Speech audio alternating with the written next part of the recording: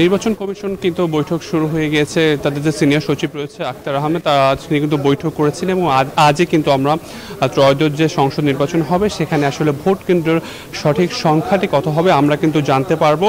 এবং যতদূর জানতে পেরেছি, গত যে নির্বাচন হয়েছিল তার থেকে কিন্তু বর্তমানে এই যে ত্রয়োদশ সংসদ যে নির্বাচন হবে সেখানে কিন্তু ভোট কেন্দ্রের সংখ্যা বৃদ্ধি পাবে। তাছাড়া আরেকটি বলে রাখতে চাই, এই যে ভোট কেন্দ্রের সংখ্যা সেটি কিন্তু আসলে 20 অক্টোবরের ভিতরে কিন্তু জানানোর কথা ছিল, কিন্তু 6 দিন প্রায় দেরি হয়ে গিয়েছে, এখনও কিন্তু ভোট কেন্দ্রের সংখ্যা সঠিকভাবে জানা যায়নি। তবে আজ কিন্তু সিনিয়র সচিব আখতার হোসেন সাংবাদিকদের যে প্রেস কনফারেন্স হবে সেখানে কিন্তু ভোট কেন্দ্রের সংখ্যা সঠিকভাবে জানা যাবে। গত যে নির্বাচন হয়েছিল সেখানে কিন্তু ভোট কেন্দ্রের সংখ্যা প্রায় 42,000-এর বেশি ছিল।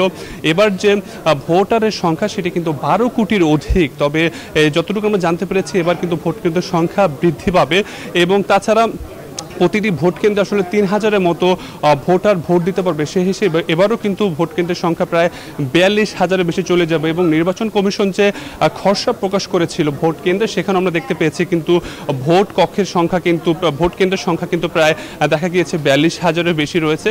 এবং এভাবেই কিন্তু যেহেতু সামনে নির্বাচন, প্রধান উপদেষ্টা কিন্তু বারবার বলে এসেছে যে যেভাবেই হোক ফেব্রুয়ারির প্রথমার্ধের ভিতরে কিন্তু নির্বাচন অনুষ্ঠিত হতে হবে এবং সেই নির্দেশনায় কিন্তু নির্বাচন কমিশনকে দেওয়া হয়েছে এবং সেটাকে লক্ষ্য রেখে কিন্তু নির্বাচন কমিশন তাদের যে কার্যক্রম সেটা কিন্তু চালিয়ে যাচ্ছে। এবং নির্বাচন কমিশন কিন্তু সর্বোচ্চ প্রচেষ্টা চালিয়ে যাচ্ছে যে আসলে যত দ্রুত সম্ভব নির্বাচনকে কেন্দ্র করে যেসব কাজ রয়েছে সেটি যেন দ্রুত তারা যেন করতে পারে। তাছাড়া আসলে যে রাজনৈতিক দলগুলো নিবন্ধন রয়েছে সেটি গতকাল যে প্রেস কনফারেন্স হয়েছিল সেখানে আসলে সিনিয়র সচিব আখতার আহমেদ বলেছে যে দল নিবন্ধনের যে বিষয়টি সেটি কিন্তু 1 সপ্তাহের ভিতরে আসলে শেষ হওয়ার কথা রয়েছে। এবং তাছাড়া একটা গুরুত্বপূর্ণ যে বিষয় সেটি হলো যে জাতীয় নাগরিক পার্টির সাথে যে এক ধরনের রয়েছে, তাদের যে প্রতীক নিয়ে এক ধরনের নির্বাচন কমিশনের সাথে টানাপোড়েন রয়েছে, সেটি আসলে তারা কত দ্রুত সমাধান করবে সেটাও দেখার বিষয় রয়েছে।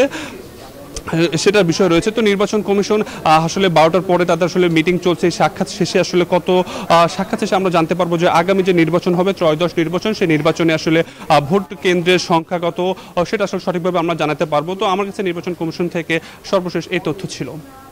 বান্ডেল থাকলে প্রতি সেনমানিতে টাকা বাঁচবে। বিকাশ সেনমানি বান্ডেল কিনে জিতুন প্রতি লেনদেনে।